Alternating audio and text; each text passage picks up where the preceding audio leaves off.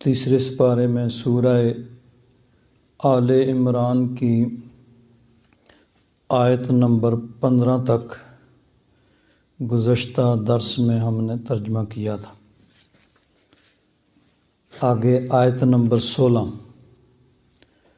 الذین یقولون، وہ جو کہتے ہیں، الذین کے ذریعے سے پیچھے جو کچھ بیان ہوتا ہے اس کی تشریح ہوتی ہے، تو اب یہاں پیچھے بیان ہوا پچھلی آیت کے اندر للذین اتقوا، جنہوں نے تقوی اور پرہیزگاری اختیار کی ان کے لیے رب کی بارگاہ میں جنتیں ہیں جن کے نیچے نہریں ہیں۔ تو اب اسی متقین اس کی آگے وضاحت فرمائی جا رہی ہے کہ وہ متقین کون ہیں۔ الذین یقولون، جو کہتے ہیں، یعنی رب کی بارگاہ میں اس طرح عرض کرتے ہیں، ربنا اننا آمنا، اے ہمارے رب بے شک ہم ایمان لائے، فاغفر لنا ذنوبنا، ہمارے گناہوں کو بخش دے، وقنا عذاب النار، اور ہمیں جہنم کے عذاب سے محفوظ فرماؤ۔ اب یہ یاد رکھیں کہ بخشش اور مغفرت اس سے کوئی بھی مستغنی نہیں ہے۔ اللہ تبارک و تعالیٰ کی اس کائنات کے اندر اللہ تعالیٰ کی مخلوق میں سب سے زیادہ معزز محترم اللہ کے پیارے محبوب صلی اللہ تعالیٰ علیہ وسلم کا طریقہ مبارکہ یہ تھا کہ حضور فرماتے ہیں کہ میں دن میں 70 مرتبہ اللہ تعالیٰ کی بارگاہ میں استغفار کرتا ہوں، بخشش مانگتا ہوں۔ بعض روایات میں ہے کہ 100 مرتبہ اللہ تعالیٰ کی بارگاہ میں استغفار کرتا ہوں۔ تو کوئی بھی اللہ تبارک و تعالیٰ کی بارگاہ میں بے نیاز نہیں ہے، رب ذوالجلال بے نیاز ہے، سب اس کی بارگاہ کے محتاج ہیں۔ ایک حدیث پاک میں نبی کریم صلی اللہ علیہ وسلم نے ارشاد فرمایا کہ تم میں سے کسی کو اس کے عمل جنت میں نہیں پہنچائیں گے۔ تو کسی نے عرض کیا، حضور آپ بھی؟ حضور نے انتہائی عاجزی اور انکساری فرماتے ہوئے فرمایا، ہاں میں بھی، مگر یہ کہ اللہ تبارک و تعالیٰ اپنی مغفرت، اپنے بخشش، اپنے فضل اور کرم سے مجھے ڈھانپ لے۔ یعنی عاجزی اور انکساری کی انتہا ہے کہ فرمایا کہ نہیں، میرے اعمال بھی مجھے نہیں بخشوائیں گے، رب کی رحمت، اس کا فضل، اس کا کرم ہی بخشوائے گا۔ تو اللہ تبارک و تعالیٰ کی بارگاہ میں مغفرت اور بخشش مانگنا، یہ اللہ تبارک و تعالیٰ کا حکم بھی ہے، اور کوئی بھی انسان اس سے بے نیاز کبھی نہیں ہو سکتا، اور اللہ تبارک و تعالیٰ کو پسند ہے کہ اس کے بندے اس کی بارگاہ میں مغفرت اور بخشش مانگیں۔ چنانچہ احادیث مبارکہ بہت سی اس سلسلہ میں ہیں۔ حضرت ابو ذر غفاری رضی اللہ تعالیٰ عنہ فرماتے ہیں، قال رسول اللہ صلی اللہ علیہ وسلم فیما یروی عن اللہ تعالی، کہ احادیث مبارکہ جن کو محدثین کی اصطلاح میں حدیث قدسی کہا جاتا ہے، ویسے تو حضور جو بھی فرماتے ہیں وہ اللہ تبارک و تعالیٰ کا ارشاد اور فرمان ہوتا ہے، لیکن جس میں حضور یہ وضاحت فرمائیں کہ یہ اللہ تعالیٰ کا فرمان ہے، اگر حضور کہیں کہ یہ قرآن ہے تو وہ قرآن کا حصہ، اور جس کے بارے میں یہ نہیں فرمایا، صرف یہ فرمایا کہ اللہ تعالیٰ یہ فرماتا ہے، اس کو پھر حدیث قدسی کہا جاتا ہے۔ تو یہ حدیث پاک احادیث قدسیہ میں سے ہے، کہ حضور فرماتے ہیں کہ اللہ تبارک و تعالیٰ نے ارشاد فرمایا، یا عبادی، اے میرے بندو، انی حرمت الظلم علی نفسی، میں نے ظلم کو اپنے نفس پر حرام فرما لیا ہے، یعنی میں ظلم نہیں کرتا۔ اب یہ بھی اللہ تبارک و تعالیٰ کا کرم ہے، ہر چیز اللہ تعالیٰ کی مخلوق اور اس کی مملوک ہے، جو اللہ تبارک و تعالیٰ جیسے چاہے تصرف فرمائے، اس کا ہر حکم ہر امر عدل ہی عدل ہے، لیکن یہ اس کا کرم اور فضل ہے کہ بندوں کے اعتبار سے جس چیز کو ظلم کہا جاتا ہے، اللہ تعالیٰ نے فرمایا کہ میں نے اس کو اپنے اوپر حرام کر لیا ہے۔ وَجَعَلْتُ بَيْنَكُمْ مُحَرَّمًا، اور تم پر بھی اس چیز کو حرام کر دیا ہے کہ آپس میں ایک دوسرے پر ظلم نہ کرو، نہ اپنی جانوں پر ظلم کرو۔ فَلَا تُظَالِمُوا، پس ایک دوسرے پر ظلم نہ کرو۔ یا عبادی، اے میرے بندو، کلکم ضال، تم سب گمراہ ہو، الا من ہدیتہ،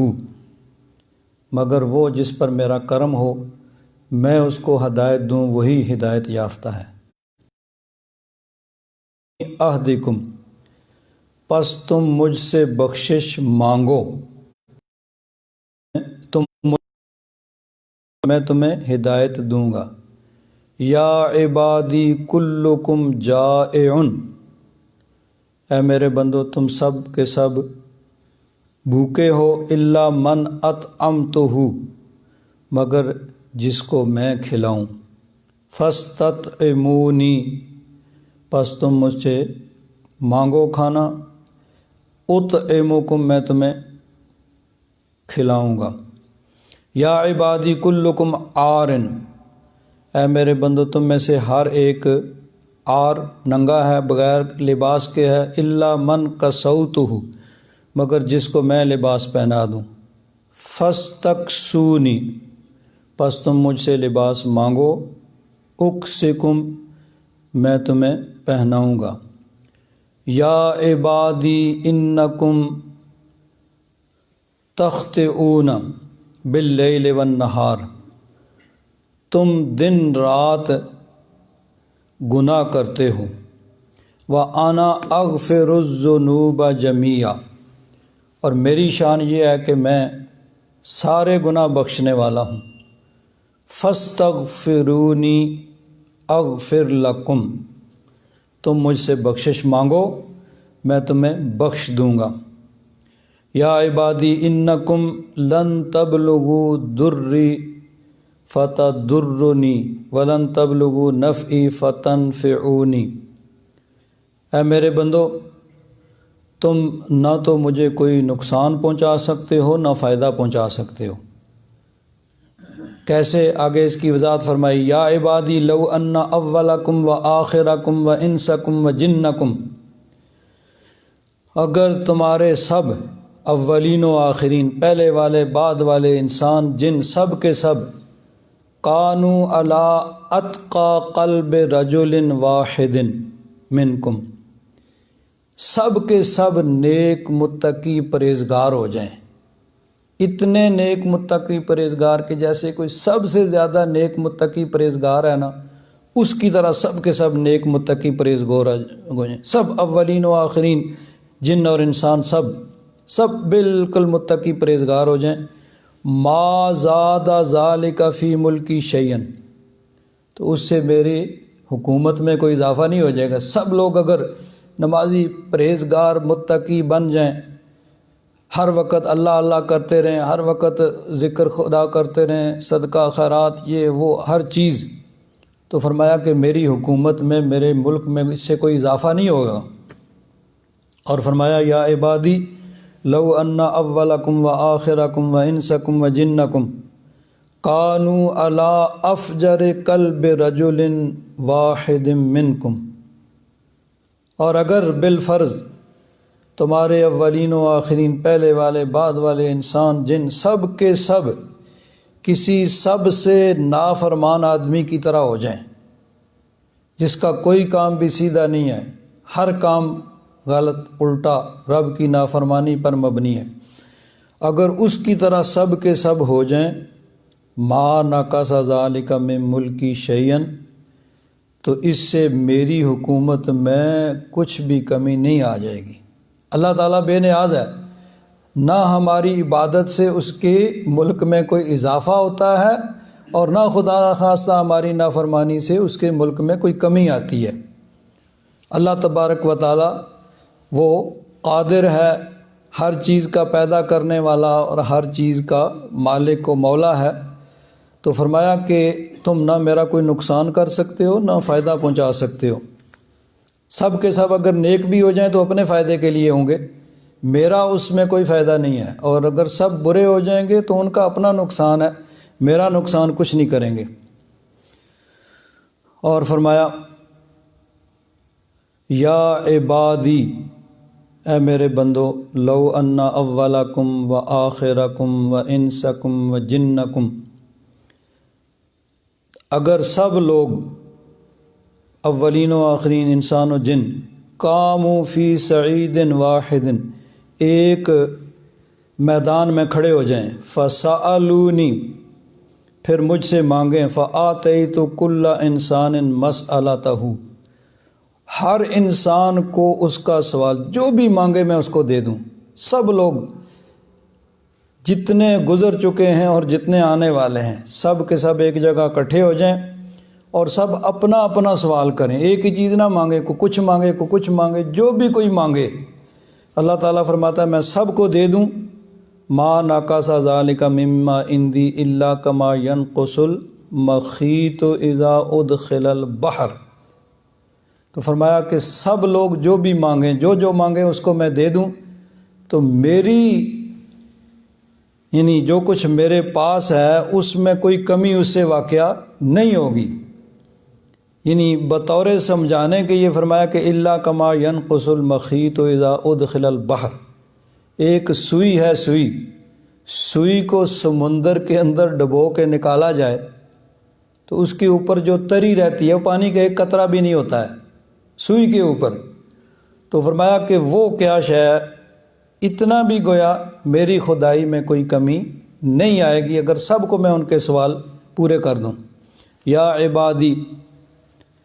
انما ہی اعمالکم احصیہا علیکم، اللہ تعالیٰ نے فرمایا کرم اور فضل فرماتے ہوئے کہ تمہارے اعمال کو میں جمع کر رہا ہوں، شمار کر رہا ہوں، لکھ رہا ہوں، ثم اوفیکم ایہا، پھر میں پورا تمہیں دوں گا۔ یعنی اللہ تبارک و تعالیٰ سب کے اعمال کو محفوظ فرما رہا ہے اور قیامت کے دن کفار کو، بروں کو ان کی برائیوں کا بدلہ عطا فرمائے گا اور نیکوں پر کرم اور فضل فرمائے گا، اعمال کا بدلہ نہیں بلکہ اس کا کرم اور فضل ہوگا۔ تو فرمایا فمن وجد خیرا فلیحمد اللہ، جو بھلائی پائے یعنی جس کو نیکی کی توفیق مل جائے پس وہ اللہ تعالیٰ کی تعریف کرے۔ یعنی یہ ہمارا کمال نہیں ہے، اگر کوئی اچھا کام ہوتا ہے تو یہ اس کا کرم ہے، اس کا فضل ہے۔ اللہ تبارک و تعالیٰ نے اپنے بندوں میں سے ہمیں اگر کسی اچھے کام کے لیے، کسی نیکی کے لیے منتخب فرما لیا ہے تو اس کا کرم ہے۔ تو فرمایا کہ اگر کسی کو نیکی کی توفیق ملے تو اللہ تعالیٰ کی تعریف کرے کہ یا رب ذوالجلال تیرا کرم ہے، تیرا فضل ہے، تیرا شکر ہے کہ تو نے مجھے نیکی کی توفیق عطا فرمائی ہے۔ وَمَنْ وَجَدَ غَيْرَ ذَلِكَ فَلَا يَلُومَنَّ إِلَّا نَفْسَهُ، اور اگر کوئی اس کے علاوہ یعنی کوئی برائی کرتا ہے تو وہ اپنے نفس کی وجہ سے ہی کرتا ہے۔ تو اب دنیا میں تو ملامت کم ہی ہوتی ہے، بروز قیامت ہوگی تو اپنے آپ کو ہی ملامت کرے گا کہ میں نے اللہ تعالیٰ کی نافرمانی کی، برائی کی، گناہ کیے، برائی کے کام کیے۔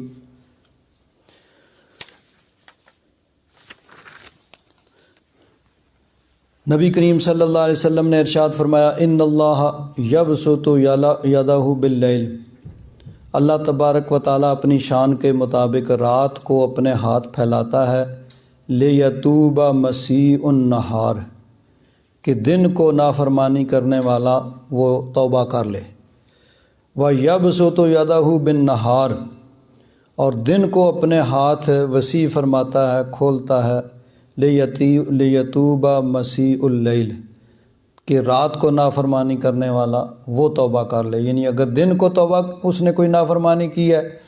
تو رات کو اللہ کی رحمت پکارتی ہے بھئی توبہ کر لو، رات کو نافرمانی کی ہے دن کو اللہ کی رحمت پکارتی ہے بھئی آ جاؤ توبہ کر لو۔ حتیٰ تطلع الشمس من مغربہا، اور یہ سلسلہ اس وقت تک قیامت تک جاری رہے گا، یعنی جب سورج مغرب سے طلوع ہوگا اس وقت تک اللہ تبارک و تعالیٰ کی طرف سے مغفرت کا یہ سلسلہ جاری رہے گا۔ ام المومنین حضرت عائشہ صدیقہ رضی اللہ تعالیٰ عنہا ارشاد فرماتی ہیں ان العبد اذا اعترف ثم تاب تاب اللہ علیہ، کہ جب انسان اپنے گناہوں کا اعتراف کر لیتا ہے، توبہ کے لیے سب سے پہلی چیز یہ ہے کہ انسان اپنی غلطی کا اعتراف کرے کہ ہاں مجھ سے یہ قصور ہوا ہے۔ اعتراف کے بعد پھر اللہ تعالیٰ کی بارگاہ میں معافی کا جب خواستگار ہوگا، معافی مانگے گا تو اللہ تبارک و تعالیٰ کرم فرمائے گا اور اس کے گناہوں کو معاف فرمائے گا۔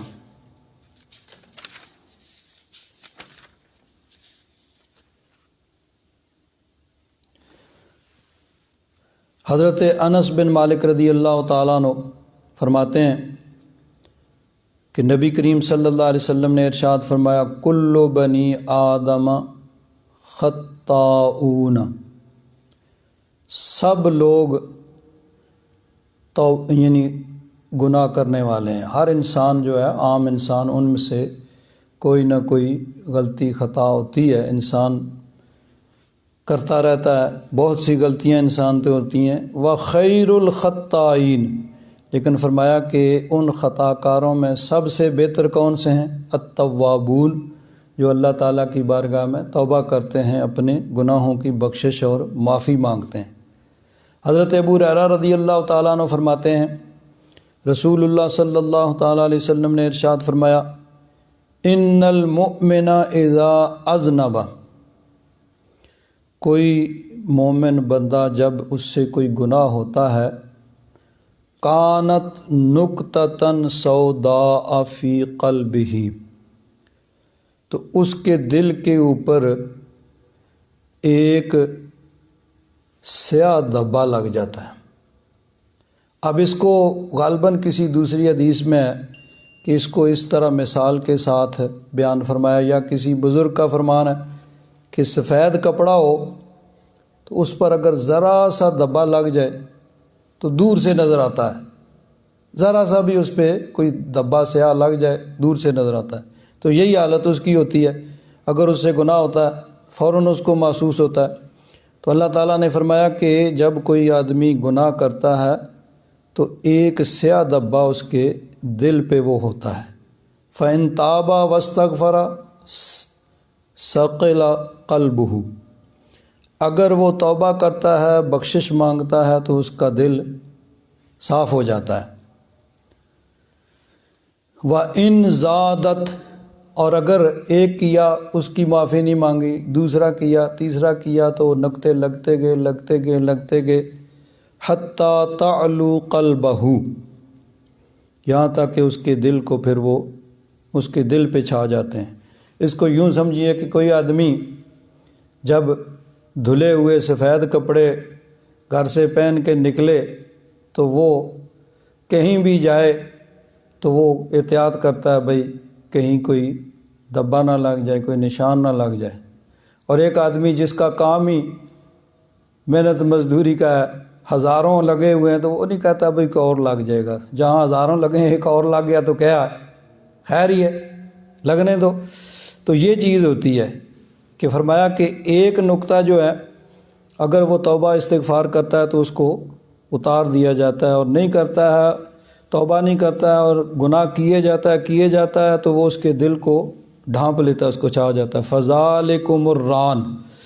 اسی کا نام ران ہے۔ اللہ تبارک و تعالیٰ نے قرآن پاک میں ارشاد فرمایا کہ کلا بل ران علی قلوبہم ما کانوا یکسبون، کہ ان کے دلوں کے اوپر زنگ لگ گیا ہے ان کے گناہوں کی وجہ سے۔ تو گناہ کرتے کرتے کرتے وہ دل کے اوپر اس طرح چھا گئے ہیں کہ انہوں نے دل کو ڈھانپ لیا ہے۔ تو اب پھر یہ صورت حال ہو جاتی ہے کہ انسان اس کو احساس ہی نہیں ہوتا، بھائی اتنے ہو گئے تو ایک اور ہو گیا تو کیا ہو گیا، یعنی یہ حالت پھر اس کی ہو جاتی ہے۔ حضرت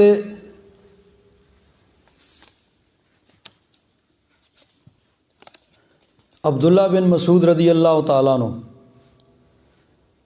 آپ نے ارشاد فرمایا،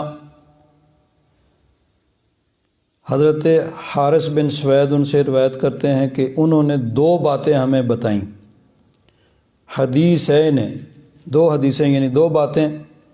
احدہما عن رسول اللہ صلی اللہ علیہ وسلم والآخر عن نفسہ، ایک تو انہوں نے حضور کا ارشاد فرمایا سنایا، اور دوسرا یعنی اپنا انہوں نے اپنی طرف سے فرمایا۔ اب یہ یاد رکھیں کہ محدثین کی اصطلاح میں حدیث کسے کہتے ہیں؟ نبی کریم صلی اللہ علیہ وسلم کا جو ارشاد ہے، حضور کا جو فعل ہے، جو کچھ حضور نے کیا، کسے ابھی کہتے ہیں حضور نے یہ کیا، حضور نے اس وقت 2 رکعتیں پڑھی، حضور نے ایسے کھانا کھایا، حضور نے ایسے پانی پیا، حضور ایسے چلے، یہ سارے کام یعنی حضور کا فعل۔ اور یا کوئی کام حضور کے سامنے کیا گیا، حضور نے فرمایا نہیں ایسے نہ کرو، یا بعض اوقات کوئی کام ہوا حضور نے منع نہیں فرمایا، اس کو بھی حدیث کہتے ہیں۔ یہ 3 قسمیں ہو جاتی ہیں، حدیث قولی، حضور کا ارشاد، حدیث فعلی، جو کچھ حضور کا فعل ہے، جو کچھ حضور نے کیا اور اس کو صحابہ کرام نے نقل کیا، اور حدیث تقریری کے حضور کے سامنے کوئی کام کیا گیا، اور اگر کوئی کام حضور کے سامنے کیا گیا حضور نے اسے منع نہیں فرمایا تو اس کا مطلب یہ ہے کہ وہ کام بھی درست اور جائز ہے، کہ اگر وہ کام غلط ہوتا تو حضور اسے منع فرماتے۔ یہ 3 قسمیں حدیث کی، قولی، فعلی اور تقریری۔ اب اس کے علاوہ محدثین فرماتے ہیں کہ صحابہ کرام کا جو قول اور فعل ہے اس کو بھی حدیث ہی کہا جاتا ہے، اور تابعین کا جو قول اور فعل ہے اس کو بھی محدثین کرام کی اصطلاح میں اس کو بھی حدیث کہا جاتا ہے، حدیث کے طور پر ہی اس کو نقل کیا جاتا ہے۔ تو یہاں ایک حضرت عبداللہ بن مسعود رضی اللہ تعالیٰ عنہ انہوں نے اپنی طرف سے ارشاد فرمایا، اور ایک نبی کریم صلی اللہ علیہ وسلم کا ارشاد گرامی نقل فرمایا۔ تو فرماتے ہیں کہ ان المؤمن، یہ پہلی جو بات ہے یہ حضرت عبداللہ بن مسعود کا اپنا فرمان ہے، یعنی اپنا تجربہ وہ بیان فرماتے ہیں۔ ان المؤمن یرا ذنوبہ کأنہ قائد تحت جبل یخاف ان یقع علیہ، جو مومن نیک متقی پرہیزگار ہے وہ اپنے گناہوں کو ایسے دیکھتا ہے کہ جیسے کسی پہاڑ کے نیچے بیٹھا ہوا ہے اور اسے ڈر ہے کہ یہ پہاڑ اس کے اوپر گر جائے گا، یعنی وہ اپنے گناہوں کو یوں دیکھتا ہے، اپنے گناہوں کی طرف نظر کرتا ہے تو وہ تصور کر کے وہ ڈرتا ہے کہ اللہ تعالیٰ کی پکڑ آئے گی، اللہ تعالیٰ کی طرف سے عذاب آ جائے گا، تو وہ اپنے گناہوں کی اس لیے معافی مانگتا ہے، جیسے کوئی آدمی پہاڑ کے نیچے بیٹھا ہوا ہے اور خطرہ ہے کہ یہ پہاڑ ابھی اس کے اوپر گرے گا۔ اور فرمایا ان الفاجر یرا ذنوبہ کذباب مر علی انفہ فقال بہ ھکذا اے بیدہ فذب عنہ، اور فاجر و فاسق بدکار آدمی وہ اپنے گناہ کو کتنی اہمیت دیتا ہے، فرمایا جیسے مکھی آتی ہے نا تو مکھی ناک پہ بیٹھی اس کو اڑا دیا، پھر آئی، بس اتنا سا، کوئی مطلب اس کا کوئی احساس نہیں ہے، بیٹھتی ہے اور بس ٹھیک ہے بھائی اس کو اڑاتے رہو۔ تو یعنی اس کے نزدیک اتنی ہی اہمیت ہے کہ وہ گناہ پہ گناہ کرتا چلا جاتا ہے، اور جیسے مکھی آئی اڑا دی، پھر آئی پھر اڑا دی۔ اور نیک متقی پرہیزگار اس سے کوئی غلطی ہوتی ہے تو وہ ایسے سمجھتا ہے جیسے پہاڑ کے نیچے بیٹھا ہوا ہے، فوراً گرے گا، یعنی وہ اللہ تعالیٰ کی بارگاہ میں توبہ و استغفار کرتا ہے۔ آگے فرماتے ہیں سمیت و رسول، دوسری جو چیز یعنی جو حدیث نبی کریم صلی اللہ علیہ وسلم کا ارشاد تھا، سمیت و رسول اللہ صلی اللہ علیہ وسلم، حضرت عبداللہ بن مسعود فرماتے ہیں کہ میں نے نبی کریم صلی اللہ علیہ وسلم سے سنا، یقول اللہ افرح بتوبۃ عبدہ المؤمن، اللہ تبارک و تعالیٰ اپنے مومن بندے کی توبہ سے خوش ہوتا ہے، یعنی جب کوئی اللہ تعالیٰ کی بارگاہ میں صدقے دل سے توبہ کرتا ہے تو اللہ تبارک و تعالیٰ خوش ہوتا ہے۔ کتنا خوش ہوتا ہے؟ افرح، یہ صیغہ اس میں تفضیل کا ہے، جہاں پر دو چیزوں کا آپس میں کمپیئر کیا جاتا ہے، موازنہ کیا جاتا ہے، مقابلہ کیا جاتا ہے، یعنی اللہ تبارک و تعالیٰ کو زیادہ خوشی ہوتی ہے کس سے؟ آگے ایک مثال بیان فرمائی، فرمایا کہ من رجل نزل فی ارض وویۃ مہلکۃ، کہ ایک آدمی سفر پہ جا رہا ہے، جس طرح پہلے زمانوں میں پیدل سفر ہوتا تھا، کوئی سواری کا جانور ہے، اس کے اوپر انسان اپنے کھانے پینے کی چیزیں اور سامان، سفر کا سامان ساتھ رکھتا تھا۔ آج کے دور میں تو بس جیب میں پیسے ہوں، جہاں چلے جاؤں وہاں ہوٹل بھی مل جائے گا، کھانا بھی مل جائے گا، سب کچھ مل جائے گا۔ اس زمانے میں انسان گھر سے کھانے پینے کی ساری چیزیں ساتھ لے کے چلتا تھا، خصوصاً صحرا میں جہاں کہیں کوئی آبادی اور پانی کا نام و نشان نہیں۔ تو فرمایا کہ ایک آدمی ایسی جگہ رکا کہ جو جہاں پہ بڑے یعنی خطرناک جانور ہیں اور وہ بڑی ہلاکت والی زمین ہے، وہاں پہ وہ اپنے سفر کے دوران وقفے کے لیے ٹھہرا، وہ یعنی رستے میں کسی جگہ اس نے قیام کیا۔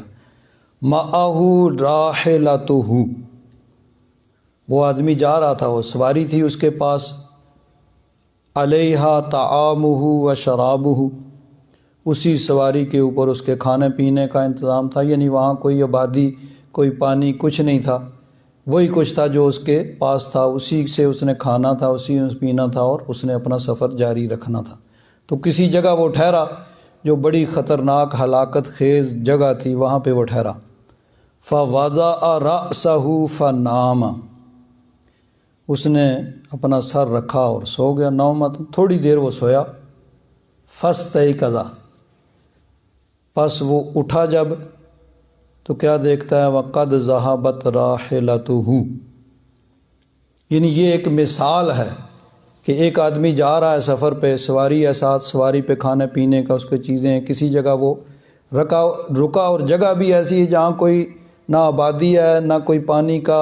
کھانے کا کوئی انتظام وہاں سے ہو سکتا ہے، اور خطرناک جگہ ہے جہاں خطرناک جانور ہیں۔ تو ایسی جگہ وہ رکا اور سواری کے اوپر ہی اس کا کھانے پینے کی ساری چیزیں تھیں، وہ تھوڑی دیر کے لیے سو گیا اور جب اٹھا تو کیا دیکھا کہ سواری غائب ہے۔ اب جب سواری غائب ہے تو ظاہر بات ہے کہ کھانے پینے کی ساری چیزیں وہ سواری کے اوپر تھیں، وہ بھی جاتی رہیں۔ فَطَلَبَهَا حَتَّى إِذَا اشْتَدَّ عَلَيْهِ الْحَرُّ، اس نے اس سواری کو ادھر ادھر ڈھونڈا، جب زیادہ گرمی ہوگی، والعطش، اور زیادہ پیاس اس کو لگی، او ما شاء اللہ، یا جتنا اللہ تعالیٰ نے چاہا، قال ارجع الى مکانی الذی کنت فیہ، ظاہر بات ہے کہ تھوڑا بہت ادھر ادھر وہ دیکھے گا، پھر وہ کہتا ہے کہ چلو وہ جس جگہ میں تھا وہیں لوٹ آتا ہوں، فانام حتی اموت، تو وہیں پہ پھر بیٹھ جاتا ہوں، سوتا ہوں، موت آ جائے گی۔ یعنی اب موت اس کو سامنے نظر آ رہی ہے کہ جگہ ایسی ہے جہاں ویسے ہی خطرناک جانور ہیں، کوئی آبادی کا، کوئی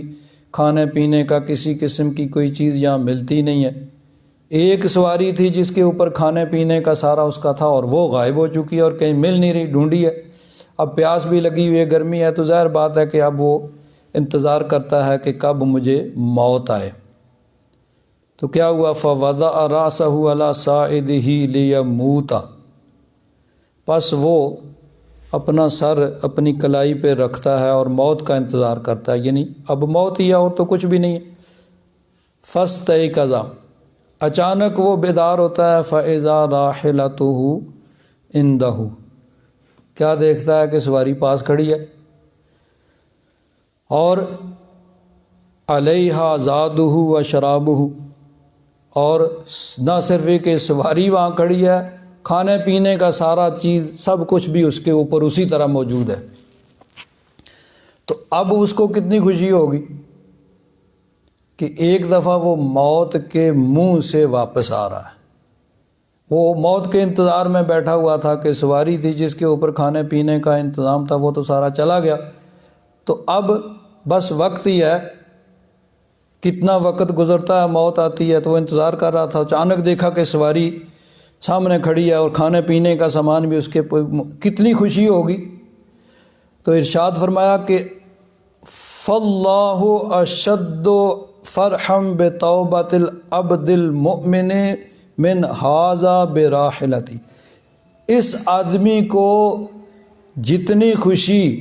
اپنی اس سواری کے ملنے سے ملی ہے، جتنا خوش یہ آدمی ہوگا، اللہ تبارک و تعالیٰ اپنے بندے کی توبہ سے اس سے زیادہ خوش ہوتا ہے کہ جتنا یہ آدمی خوش ہوگا جو موت کے منہ سے واپس آیا۔ تو فرمایا کہ جب کوئی انسان اللہ تعالیٰ کی بارگاہ میں سچے دل سے توبہ کرتا ہے تو اللہ تبارک و تعالیٰ اس سے زیادہ خوش ہوتا ہے۔ ایک دوسری روایت میں ہے، اسی کے یعنی اس کے آگے تھوڑا سا اضافہ ہے کہ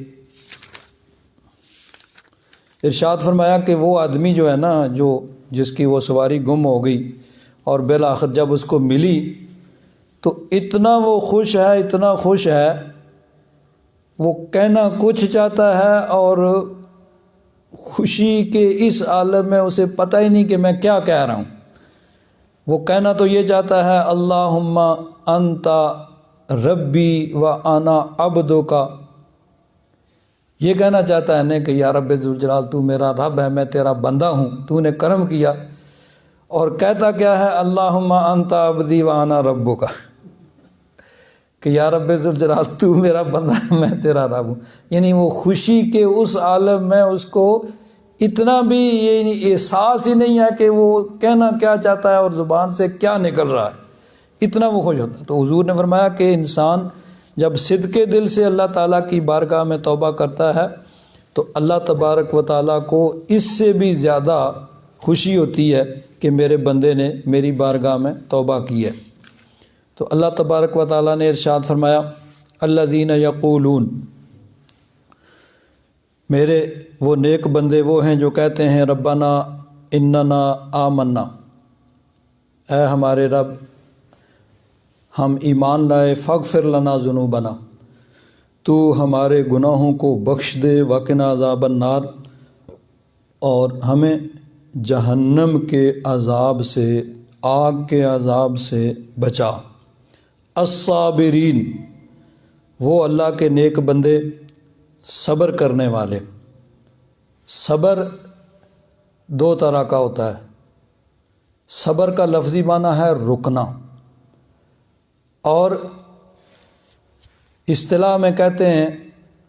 کہ اللہ تبارک و تعالیٰ کی اطاعت اور فرمان برداری پر رکنا، یعنی اللہ تعالیٰ کے حکم پر عمل کرنا۔ اب یہ دو طرح کا ہوتا ہے، کبھی تو یہ ہوتا ہے کہ انسان کو اللہ تعالیٰ کے حکم پر عمل کرنے کے لیے جو مشقت اٹھانی پڑتی ہے، جو تکلیف اٹھانی پڑتی ہے، اس تکلیف کو اٹھانا، یہ صبر ہے۔ ویسے تو عام طور پر بیماری تکلیف پہ کوئی ناشکری کا، بے صبری کا کلمہ نہ کہنا اس کو کہا جاتا ہے، لیکن یہ بھی صبر کی ایک قسم ہے کہ انسان اللہ تعالیٰ کے حکم پر عمل کرنے کے لیے جو تکلیف اور مشقت آئے، مثلا نماز کے لیے اٹھنا، اب دل چاہتا ہے کہ سویا رہے لیکن اللہ کا حکم ہے نہیں، نماز کا وقت ہے اٹھو، تو اس کے لیے جو انسان کو اپنے اوپر مشقت ڈالنی پڑتی ہے، یا دوستوں کی محفل سجی ہوئی ہے اور باتیں گپیں چل رہی ہیں، دل چاہتا ہے کہ یہ سلسلہ جاری رہے، لیکن اللہ تعالیٰ کا حکم ہے بھائی نہیں، نماز کا ٹائم جا رہا ہے، نماز قضا ہو جائے گی، اب اس کے لیے انسان کو اپنے اوپر پھر مشقت ڈالنی پڑتی ہے، یہ بھی صبر ہے۔ اور کبھی یا انسان محنت سے رقم کمائی ہے اور اللہ کا حکم ہے بھائی اس میں سے میری راہ میں دو، زکوٰۃ دو، اور اس طرح صدقات و خیرات، تو اب اپنے اوپر مشقت ڈال کے اس کو نکال کے رب کے حکم کے مطابق دینا، یہ ہے صبر کی ایک قسم۔ الصبر علی الطاعۃ، اور دوسری صبر کی قسم ہے کہ انسان کا دل چاہتا ہے کوئی کام کرے، لیکن اس وجہ سے کہ اللہ کا حکم ہے کہ نہیں کرنا، اگر کرو گے تو اللہ کی نافرمانی ہوگی، تو اس وجہ سے کسی کام سے رک جانا۔ دل چاہتا ہے کہ یہ کام کر لو، خواہش نفس یہ چاہتی ہے، نفس شیطان یہ کہتا ہے کہ یہ کرو، لیکن اللہ کے حکم کی وجہ سے رک جانا۔ کوئی پیسے مل رہے ہیں، کس کو نہیں اچھے لگتے، لے لو بھائی، لیکن نہیں، اللہ کا حکم ہے کہ یہ نہیں لینے، یہ تمہارے لیے حلال نہیں، تو اللہ کے حکم کے خاطر کسی برائی سے، نافرمانی سے رک جانا، یہ بھی ایک صبر کی قسم۔ تو اللہ تبارک و تعالیٰ کے حکم پر عمل کرنے کے لیے جو مشقت اٹھانی پڑے یا اس کی نافرمانی سے بچنے کے لیے جو مشقت اٹھانی پڑے، یہ بھی صبر کی قسم ہے۔ تو فرمایا الصابرین، صبر کرنے والے، والصادقین،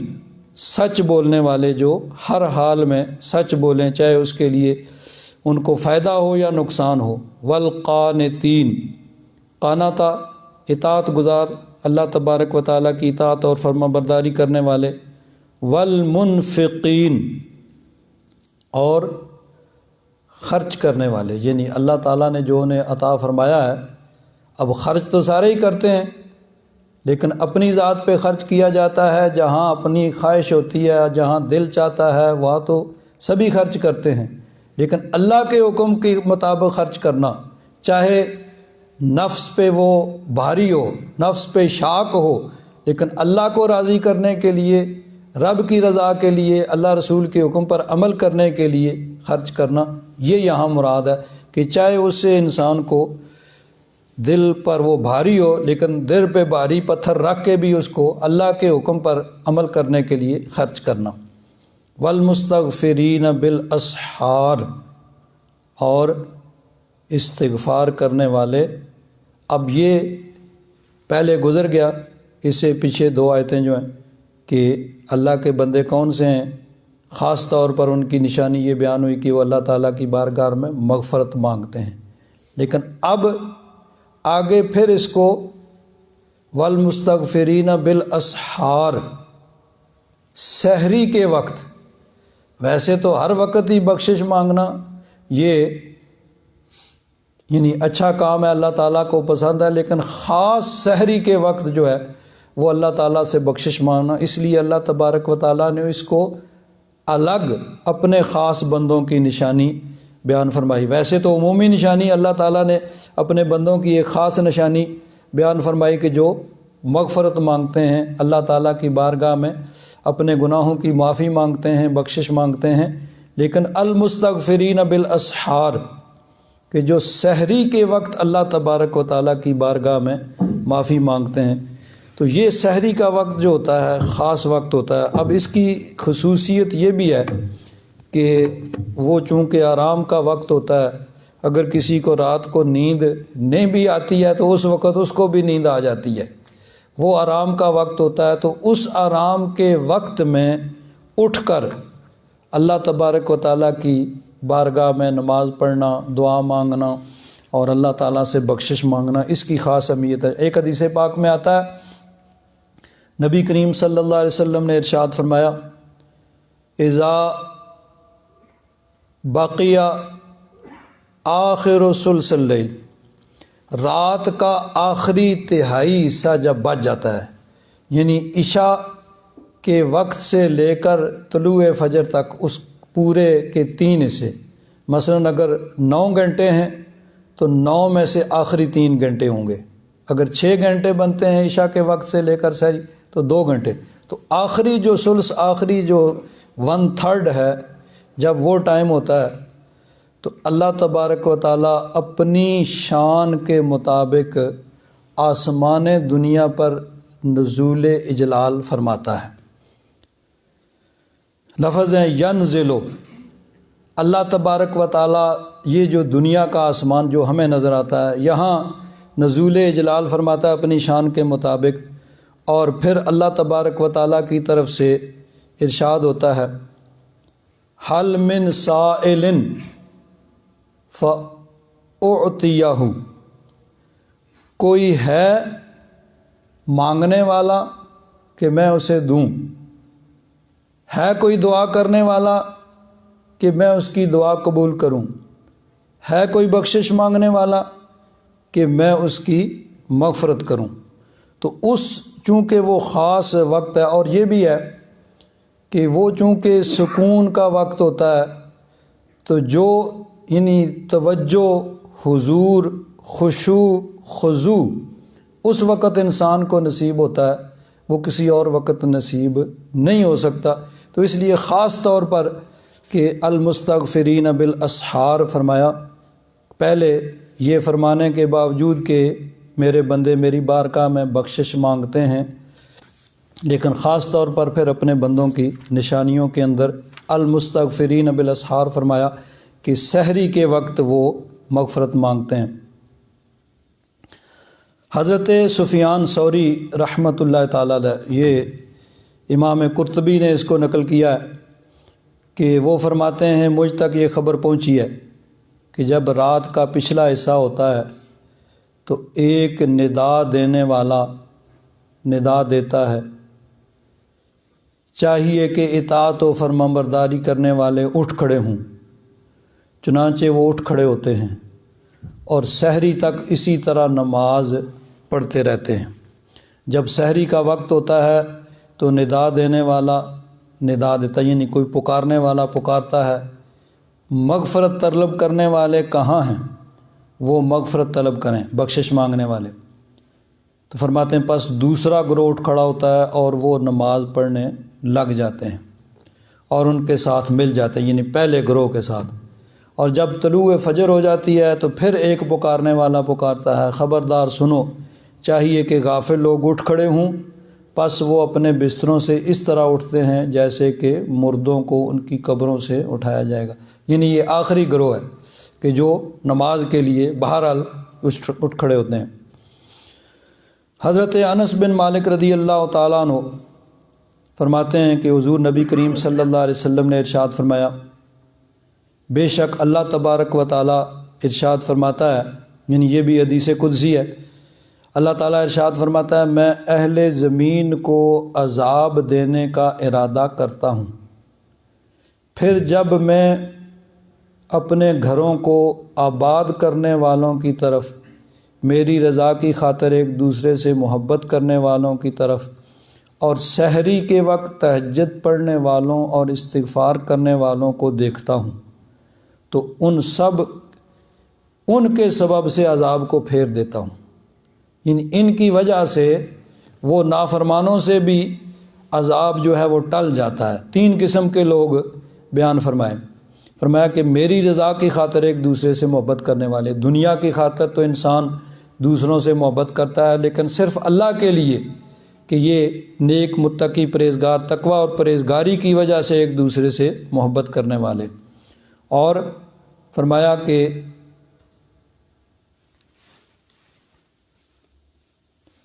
سحری کے وقت جو تہجد پڑھتے ہیں، استغفار کرتے ہیں، ان کی وجہ سے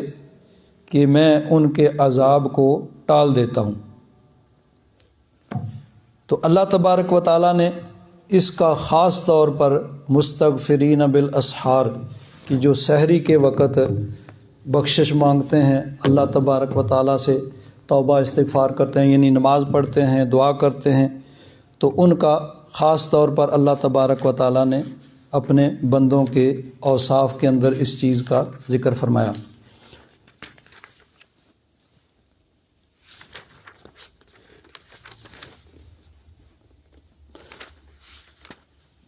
آگے ارشاد فرمایا شاہد اللہ اللہ تبارک و تعالی نے گواہی دی انہ لا الہ الا ہو، کہ اللہ تبارک و تعالیٰ کے علاوہ اور کوئی معبود نہیں، یعنی کوئی سچا معبود نہیں۔ ویسے تو دنیا میں بے شمار معبود ہیں جن کی پوجا و پرستش کی جاتی ہے۔ اب لفظی اعتبار سے تو جس کی بھی عبادت کی جاتی ہے، جس کی پوجا کی جاتی ہے، پرستش کی جاتی ہے، وہ سب کے سب معبود ہوئے۔ عبادہ یعبدو سے عابدن، اس میں فاعل عبادت کرنے والا، اور معبود اس میں مفعول جس کی عبادت کی جائے، چاہے وہ کوئی زندہ یا مردہ انسان ہو، پتھر ہو، بت ہو، شیر ہو، بندر ہو، گائے ہو، سانپ ہو، کوئی درخت ہے یا سورج چاند ستارے، جن کی بھی پوجا کی جاتی ہے لفظی اعتبار سے، لغوی اعتبار سے، وہ سب کے سب معبود ہیں۔ لیکن اللہ تعالیٰ نے فرمایا کہ سچا الہ، سچا معبود صرف اللہ تبارک و تعالیٰ ہے، اس کے علاوہ اور کوئی سچا معبود نہیں ہے۔ یہاں ایک روایت حضرت قاضی ثناء اللہ پانی پتی رحمۃ اللہ تعالیٰ علیہ نے تفسیر مظہری کے اندر نقل کی ہے۔ فرماتے ہیں کہ امام بغوی کے حوالے سے یہ روایت بیان کی ہے کہ شام کے یہودی علماء میں سے 2 عالم رسول اللہ صلی اللہ تعالیٰ علیہ وسلم کی بارگاہ میں حاضر ہونے کے ارادے سے آئے۔ مدینہ منورہ کو دیکھ کر ایک نے دوسرے سے کہا کہ یہ شہر تو اس شہر سے بہت مشابہ ہے جہاں نبی آخر الزماں صلی اللہ تعالیٰ علیہ وآلہ وسلم کا ظہور ہوگا۔ یعنی ان کی کتابوں میں یہ ساری چیزیں لکھی ہوئی ہیں، حضور کے اوصاف، حضور کے شہر کے اوصاف کے اس قسم کا شہر ہوگا، یعنی جو مدینہ منورہ کے بھی وہاں ان کی تفصیلات اس طرح کا وہ شہر ہوگا، کھجوروں کے درخت ہوں گے، پہاڑ، یہ وہ دوسری ساری چیزیں۔ تو انہوں نے جب دیکھا مدینہ منورہ کے وہ ماحول کو، وہاں کی جگہ کو، وہاں کے ارد گرد کی چیزوں کو، تو ایک نے دوسرے سے کہا کہ یہ تو ویسے ہی لگتا ہے جیسا ہماری کتابوں میں مذکور ہے کہ نبی آخر الزماں کا ظہور جہاں پہ ہوگا۔ جب وہ دونوں حضور کی خدمت گرامی میں پہنچے تو اپنی کتاب میں بیان کردہ صفات کو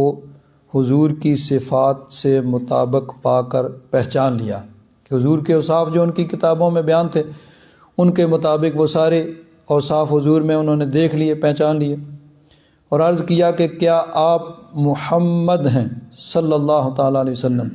تو رسول اللہ صلی اللہ تعالیٰ علیہ وآلہ وصحبہ وبارک وسلم نے ارشاد فرمایا ہاں۔ بولے کیا آپ احمد بھی ہیں؟ حضور نے فرمایا ہاں، میں محمد بھی ہوں اور احمد بھی ہوں، دونوں میرے نام۔ کہنے لگے ہم آپ سے کچھ پوچھتے ہیں، اگر آپ نے بتا دیا تو ہم آپ کو مان لیں گے اور سچا قرار دیں گے۔ فرمایا پوچھو۔ کہنے لگو بتاؤ اللہ تبارک و تعالیٰ کی کتاب میں سب سے بڑی شہادت کون سی ہے؟ تو اس پر آیت مذکورہ کا نزول ہوا، یعنی یہ آیت نازل ہوئی، شہد اللہ انہ لا الہ الا هو والملائکۃ واولو العلم قائما بالقسط لا الہ الا هو العزیز الحکیم۔ تو وہ دونوں مسلمان ہو گئے، یعنی ان کی کتابوں میں بھی یہی لکھا ہے کہ سب سے بڑی شہادت کیا ہے کہ خود رب ذوالجلال نے اپنے توحید کی گواہی دی کہ اس کے علاوہ کوئی اور عبادت کے لائق نہیں ہے۔ تو شاہد اللہ تبارک و تعالیٰ نے گواہی دی انہ لا الہ الا ہو کہ اس کے سوا کوئی اور معبود، سچا معبود نہیں ہے، والملائکۃ، اور ملائکہ نے گواہی دی، فرشتوں نے، واولو العلم، اور اہل علم انہوں نے گواہی دی، قائما بالقسط۔ اس کی جو ترکیب یا اس کا تعلق جو بیان کیا گیا کہ شاہد اللہ کے ساتھ، کہ اللہ تبارک و تعالیٰ نے گواہی دی اس حال میں کہ وہ عدل کو قائم فرمانے والا ہے، لا الہ الا ہو، اس کے سوا کوئی معبود نہیں۔ اب یہ جملہ دوبارہ، پہلے فرمایا شاہد اللہ انہ لا الہ الا ہو، پھر دوبارہ اس کو فرمایا، یعنی یہ تکرار کے لیے، تاکید کے لیے۔ یہاں ایک چیز یاد رکھیں کہ لا الہ، اس کا معنی کوئی معبود نہیں، الا اللہ، مگر اللہ۔ پہلے نفی ہے، اللہ کے ذریعے یعنی استثناء اور اس نفی کو توڑا جاتا ہے۔ تو اب یہ پورا جملہ جب بولا جاتا ہے لا الہ الا اللہ، تب اس کا معنی بنتا ہے۔ اگر صرف لا الہ کہیں، بعض اوقات لا علمی کی وجہ سے لا الہ لا الہ، تو اس کا یعنی معنی یہ بنتا ہے کہ کوئی معبود نہیں، کوئی معبود نہیں۔ تو صرف اتنا نہیں بلکہ پورا جب لا الہ الا اللہ کہا جائے گا تو پھر اس کا صحیح معنی بنے گا۔ اسی لیے بزرگوں نے فرمایا ہے کہ کلمہ شریف پڑھتے ہوئے درمیان میں یہاں وقف نہیں کرنا چاہیے لا الہ پہ،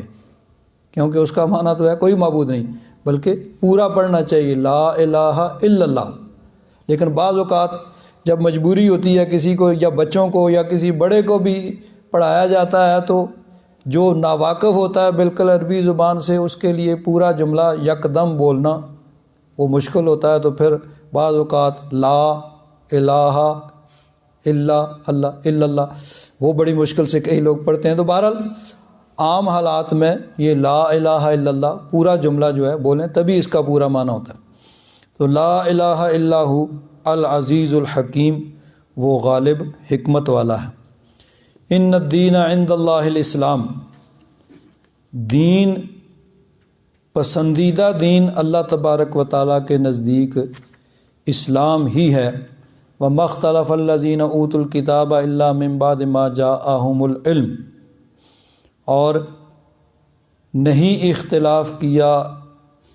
وہ لوگ جنہیں کتاب دی گئی تھی مگر بعد اس کے کہ ان کے پاس علم آ چکا تھا۔ بغیم بینہم، یہ اختلاف جو تھا آپس میں ایک دوسرے کی عداوت اور دشمنی کی وجہ سے تھا، یہ سرکشی کی وجہ سے۔ وَمَن يَكْفُرْ بِآيَاتِ اللَّهِ فَإِنَّ اللَّهَ سَرِيعُ الْحِسَابِ، اور جو اللہ تعالیٰ کی آیات کا انکار کریں گے، بے شک اللہ تبارک و تعالیٰ جلد حساب لینے والا ہے۔ تو یہاں حضرت پیر کرم شاہ صاحب رحمۃ اللہ علیہ سورہ اسی یعنی آیت مبارکہ کی تفسیر میں ارشاد فرماتے ہیں، علامہ ابن کثیر نے اسلام کے مفہوم کو بڑے آسان اور واضح الفاظ میں بیان فرمایا ہے۔ فرماتے ہیں ہوا اتباع الرسل، اسلام کس چیز کا نام ہے؟ کہ رسولوں کی اتباع کرنا۔ فیما بعثہم اللہ بہ فی کل حین، یعنی تمام انبیاء کرام جو بھی مبعوث ہوئے، تشریف لائے، اور جس چیز کے ساتھ وہ تشریف لائے وہ اسلام ہے۔ حضرت آدم علیہ السلام تشریف لائے اور آپ نے اسلام کی دعوت دی۔ حضرت نوح علیہ السلام، حضرت ابراہیم علیہ السلام، حضرت اسماعیل، حضرت اسحاق، حضرت موسیٰ، حضرت عیسیٰ، یعنی 1,24,000 یا کم و بیش جتنے انبیاء کرام تشریف لائے، سب کے سب نے اسلام کی دعوت دی۔ یعنی اس وقت ان کی شریعت جو تھی اس کا نام اسلام تھا۔ ہر نبی نے اپنے وقت میں اسلام کی دعوت دی، یعنی ان کی جو شریعت تھی، کیونکہ یہ یاد رکھیں کہ بنیادی طور پر تمام انبیاء کرام کی دعوت ایک ہی تھی۔ بنیادی جو چیزیں ہیں ان میں نہ کوئی اختلاف ہے نہ ہو سکتا ہے۔ اللہ تعالیٰ وحدہ لا شریک ہے۔ حضرت آدم علیہ السلام سے لے کر نبی کریم صلی اللہ علیہ وسلم تک تمام انبیاء کرام نے اسی چیز کی دعوت دی ہے، اس میں نہ کوئی اختلاف ہے نہ ہو سکتا ہے کہ اللہ تعالیٰ وحدہ لا شریک عبادت کے لائق ہوئی۔ پھر انبیاء کرام پہ ایمان لانا، فرشتوں پہ ایمان لانا، کتابوں پہ ایمان لانا، قیامت پہ ایمان لانا، تقدیر پہ ایمان لانا، یہ بنیادی چیزیں ہیں، ان میں کسی شریعت میں کوئی اختلاف۔ باقی آگے تفصیلات یا عبادات میں کچھ اگر فرق ہے تو وہ زمانے کے اعتبار سے، وقت کے اعتبار سے تھا۔ تو فرماتے ہیں کہ ہر زمانے کے نبی پر اللہ تعالیٰ نے جو نازل فرمایا اس کی اطاعت و اتباع کو اسلام کہتے ہیں، یہاں تک کہ سیدنا محمد رسول اللہ صلی اللہ تعالیٰ علیہ وآلہ وصحبہ وبارک وسلم کی تشریف آوری سے جب نبوت کا سلسلہ ختم ہوا تو اسلام نام ہو گیا اتباع محمدی کا صلی اللہ تعالیٰ علیہ وسلم۔ اس ذات اقدس کو چھوڑ کر کوئی شخص اگر کوئی دوسرا رستہ اختیار کرے تو وہ گمراہی کا راستہ ہوگا۔ یعنی حضرت موسیٰ علیہ السلام کے زمانے میں حضرت موسیٰ علیہ السلام کی شریعت پر عمل کرنا اس کا نام اسلام تھا۔ حضرت عیسیٰ علیہ السلام کے زمانے میں آپ کی شریعت پہ عمل کرنا اس کا نام اسلام تھا۔ جب حضور تشریف لائے، حضور نے اعلان نبوت فرمایا، اب پہلے سارے جو دین ہیں وہ منسوخ ہو گئے، اب کسی پہلی شریعت پہ عمل نہیں ہوگا، اب حضور کی شریعت پہ عمل ہوگا، اور جب تک حضور کا کوئی کلمہ نہ پڑھے اس وقت تک وہ مسلمان نہیں ہے اور نہ اس کا دین اسلام ہے۔ اب صرف اور صرف یعنی حضور نبی کریم صلی اللہ علیہ وسلم کا قیامت تک حضور کی شریعت یہی دین ہے اور اسی کا ماننا، اسی کا نام اسلام ہے۔ آگے فرماتے ہیں اس آیت میں تاریخ ادیان کے طالب علم کے لیے قرآن نے ایک بڑی الجھی ہوئی گرہ کھول دی ہے۔ قرآن پاک نے بتا دیا کہ مختلف انبیاء مختلف زمانوں میں الگ الگ دین لے کر نہیں آئے، بلکہ سب نے اپنے اپنے وقت میں ایک ہی دین کی دعوت دی اور ایک ہی دین کی تبلیغ کی، کیونکہ وہ سب حق کے پیغام بر تھے، حق کی طرف بلانے والے تھے، حق کے ساتھ مبعوث کیے گئے تھے، اور حق ایک ہی ہے، اس لیے سب ایک ہی دین کے مبلغ بن کر آئے تھے۔ اب خاتم الانبیاء بھی اسی دین کے داعی بن کے تشریف لائے، کوئی نیا دین لے کر نہیں آئے، اس لیے اب حضور کا دین ہی دین اسلام ہے۔ حضور کی غلامی کو چھوڑ کر جو شخص بھی کوئی دوسرا دین اختیار کرے گا وہ اللہ تعالیٰ کے نزدیک مقبول نہیں ہوگا۔ اور دوسری چیز یہاں بیان فرماتے ہیں اب یہاں خود بخود یہ سوال پیدا ہوتا ہے کہ اگر دین ایک ہی ہے تو دین کے نام پہ جو ان گنت فرقے نمودار ہو گئے ہیں اور ان کے باہمی اختلاف کی آگ بارہا خرمن امن کو جلا کر خاک استر بنا رہی ہے، یعنی آپس میں مختلف فرقے اور ان میں لڑائیاں جھگڑے فساد ہو رہے ہیں، خون بہہ رہے ہیں، اس کی وجہ کیا ہے؟ تو فرماتے ہیں کہ یہاں یہ بتا دیا کہ اس آیت میں اس سوال کا جواب بھی آ گیا کہ یہ اختلاف کسی نیک نیتی یا غلط فہمی پر مبنی نہیں، بلکہ اس کی وجہ حسد و اناد ہے، یعنی ایک دوسرے کے ساتھ جو دشمنی اور عداوت تھی اس وجہ سے یہ سارے فرقے جو ہیں وہ آپس میں پہلے بھی بنتے رہے اور بن رہے ہیں اور بنتے رہیں گے۔ تو فرمایا ان الدین عند اللہ الاسلام، سچا دین اللہ تبارک و تعالیٰ کے نزدیک اسلام ہی ہے۔ وما اختلف الذین اوتوا الکتاب، اور نہیں جھگڑا کیا، نہیں اختلاف کیا وہ ان لوگوں نے جن کو کتاب دی گئی تھی، الا من بعد ما جاءہم العلم، علم آ جانے کے بعد، یعنی علم آ گیا پھر انہوں نے جو اختلاف کیا، بغیم بینہم، یہ آپس میں ایک دوسرے کے حسد اور دشمنی کی وجہ سے تھا۔ ومن یکفر بآیات اللہ فإن اللہ سریع الحساب، اور جو انکار کرتا ہے اللہ تبارک و تعالیٰ کی آیات کا تو یاد رکھو بے شک اللہ تبارک و تعالیٰ جلد حساب لینے والا ہے۔ فإن حاجوک،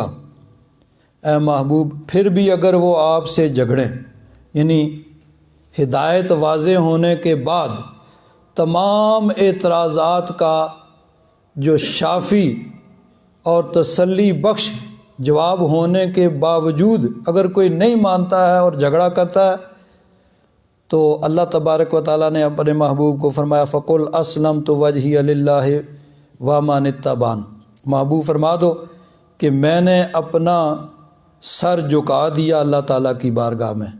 اور جو میری پیروی کرنے والے انہوں نے اللہ کی بارگاہ میں جھکا دیا۔ یعنی اب اس کے بعد پھر کسی سے جھگڑا کرنا، حضرت پیر کرم شاہ صاحب رحمۃ اللہ تعالیٰ علیہ فرماتے ہیں اگر حق سمجھ لینے کے بعد بھی حسد کی وجہ سے وہ حق کا انکار کریں اور آپ سے جھگڑا کریں تو ایسے لوگوں سے لفظی بحث میں الجھ کر اپنا قیمتی وقت کیوں ضائع کریں، بلکہ ان کی پسند اور ناپسند سے بے نیاز ہو کر اپنے اور اپنے غلاموں کے محکم عقیدے کا کھلے الفاظ میں اعلان کر دیں۔ تو اعلان فرما دیں کہ میں نے اپنا سر اللہ کی بارگاہ میں رکھ دیا، اور میرے اتباع کرنے والے، میرے فالوورز جو ہیں، میرے پیچھے چلنے والے، میری بات ماننے والے، انہوں نے بھی اللہ کی بارگاہ میں اپنا سر جھکا دیا۔ وَقُلْ لِلَّذِينَ أُوتُوا الْكِتَابَ، اور فرماؤ ان لوگوں سے جنہیں کتاب دی گئی، یعنی یہودی اور عیسائی وغیرہ، وَالْأُمِّيِّينَ، اور ان پڑھ یعنی مشرک، أَأَسْلَمْتُمْ، کیا تم اسلام لاتے ہو، اسلام لاؤ گے؟ فَإِنْ أَسْلَمُوا، اگر وہ اسلام لے آئیں، فَقَدِ اهْتَدَوْا، تو وہ ہدایت یافتہ ہو جائیں گے۔ وَإِنْ تَوَلَّوْا، اور اگر پھر بھی وہ روگردانی کریں اور پیٹ پھیریں، فَإِنَّمَا عَلَيْكَ الْبَلَاغُ، تو محبوب آپ پر صرف رب کا پیغام پہنچا دینا ہے۔ اور نبی کریم صلی اللہ علیہ وسلم نے اللہ تبارک و تعالیٰ کا یہ پیغام علی وجہ الکمال پہنچا دیا کہ اللہ تعالیٰ کا جو احکام تھے ان کو مکمل طور پر کھول کر واضح کر کے پہنچا دیے۔ واللہ بصیر بالعباد، اللہ تبارک و تعالیٰ بندوں کو دیکھنے والا۔ الحمدللہ رب العالمین، والصلاۃ والسلام علی حبیبہ سیدنا و مولانا محمد وعلی آلہ واصحابہ اجمعین۔ اللہم انک عفو کریم تحب العفو فاعف عنا یا غفور یا غفور یا غفور۔ صلی اللہ تعالیٰ علی حبیبہ سیدنا و مولانا محمد وعلی آلہ واصحابہ اجمعین برحمتک یا ارحم الراحمین۔